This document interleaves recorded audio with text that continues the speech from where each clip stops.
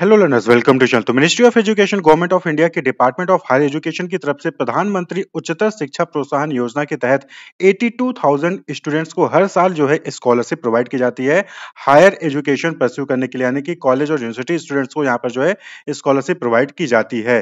तो यहाँ ये जो स्कीम है 2008 से जो है चल रही है। 2008 से जो है यहाँ पर कॉलेज और यूनिवर्सिटी स्टूडेंट्स को जो है यहाँ पर स्कॉलरशिप प्रोवाइड की जाती है हर साल 82,000 स्टूडेंट्स को, यानी कि फ्रेश 82,000 स्टूडेंट्स को। बाकी जो पहले पा रहे हैं वो रिन्यू अपना करते रहते हैं। तो 2024-25 सेशन में अगर आपने जो है किसी भी कॉलेज या यूनिवर्सिटी में एडमिशन लिया है और अगर आप एलिजिबिलिटी क्राइटेरिया को फुलफिल करते हैं तो आप भी जो है इस स्कॉलरशिप के तहत अपना जो है यहाँ पर स्कॉलरशिप पा सकते हैं, इसमें अप्लाई कर सकते हैं। Clear. PM USP central sector scheme of scholarship for college and university student is a merit come means scholarship scheme. यहाँ पर मेरिट के बेसिस पे जो है यहाँ पर आपको जो है स्कॉलरशिप दी जाएगी। तो एलिजिबिलिटी कंडीशन की बात करें, student who are above 80th percentile of successful candidate in the relevant stream from a particular board of examination in class 12th, यानी आपने क्लास 12th एग्जामिनेशन पास किया 2024 सेशन में, 2024 में, और आप यानी कि आपने क्लास 12th जो है 2024 में पास किया है, 2024-25 सेशन में आपने किसी भी यूजी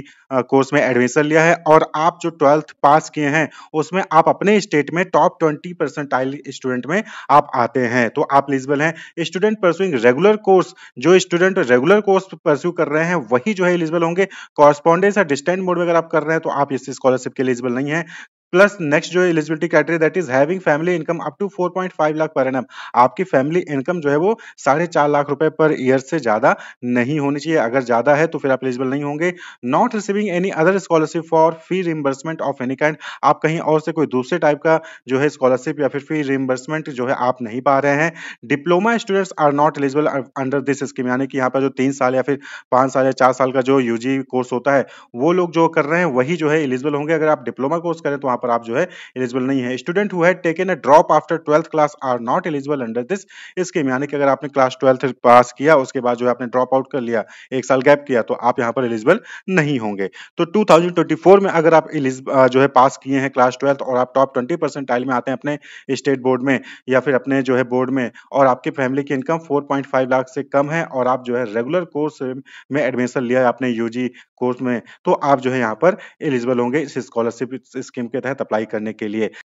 स्कॉलरशिप अमाउंट की बात करें तो यहाँ पे देखिए the rate of scholarship is rupees 12,000 per annum at graduation level for first 3 year, यानी कि अगर आपने कोई 3 साल का कोर्स का है, आपने उसमें एडमिशन लिया, जैसे लाइक बीकॉम में आपने एडमिशन लिया है, और तो शुरुआत के 3 साल जो है आपको 12,000 रुपए पर एनम जो यहाँ पर आपको मिलेगा किसी भी कॉलेज यूनिवर्सिटी में अगर आपने एडमिशन लिया है। और वहीं पर rupees 20,000 per annum at post graduation level, कई कोर्स होते हैं जो कि इंटीग्रेटेड तो होते हैं, यानी कि वहां पर यूजी पीजी दोनों होता है, तो 5 साल का कोर्स है तो शुरू के 3 साल आपको 12,000 मिलेगा, फिर उसके बाद के जो 2 साल होंगे वो आपको वहां पर 20,000 रुपए पर एनम वहां पर दिया जाएगा। Clear. Student pursuing technical course are paid rupees 20,000 per annum in the 4th and 5th year, जैसे कि आपने बीटेक में एडमिशन लिया है तो 3 साल आपको 12,000 रुपए पर एनम मिलेगा, वहीं पर 4th ईयर में आपको जो है 20,000 पर ईयर वहां पर जो है मिल जाएगा। Student pursuing BTech be would get scholarship for 4 year only rupees 12,000 per annum for the first 3 year and the rupees 20,000 per annum in the 4th year. तो यानी कि अगर आप 4 साल का कोर्स करें तो शुरू के 3 साल आपको 12,000 रुपए और वहीं पर जो है आपको नेक्स्ट जो ईयर यानी कि 4th ईयर में आपको 20,000 पर एनम वहां पर आपको मिलेगा। तो ये जो है स्कॉलरशिप स्कीम है। तो टोटल 5 साल ही जो है कोई भी स्टूडेंट यहाँ पर जो है स्कॉलरशिप स्कीम के तहत जो है यहाँ पर स्कॉलरशिप पा सकता है। शुरू के 3 साल 12,000, उसके बाद जो 2 साल होंगे वहां पर 20,000 रुपए पर एनम वहां पर जो है उसको दिया जाएगा। Clear. All the student finally selected for scholarship in first year are eligible for renewal of scholarship in second third year subject to fulfillment of certain eligibility condition, यानी कि यहाँ पर एलिजिबिलिटी कंडीशन है कि आपने 75% कम से कम मार्क्स आपने gain किया हो तो ही जो है आप यहाँ पर रिन्यू कर पाएंगे। ये भी आपको ध्यान रखना है कि आपकी परफॉर्मेंस वहां पर अच्छी होनी चाहिए। A student will be eligible for scholarship for total duration not exceeding 5 year, तो 5 साल तक आप यहाँ पर जो है स्कॉलरशिप के लिए रिन्यू कर सकते हैं, यानी कि अगर आपने एक बार अप्लाई किया, आप सिलेक्ट हो गए तो अगले 4 साल, जिस साल अप्लाई किया उस दिन तो सिलेक्ट हो गए तो उसमें तो मिलेगा ही, अगले 4 साल के लिए आप जो है वहां पर रिन्यू करके भी जो अपना स्कॉलरशिप पा सकते हैं। बस रिन्यू की जो एलिजिबिलिटी क्राइटेरिया है कि आपका कम से कम 75% आपका वहां पर जो है मार्क्स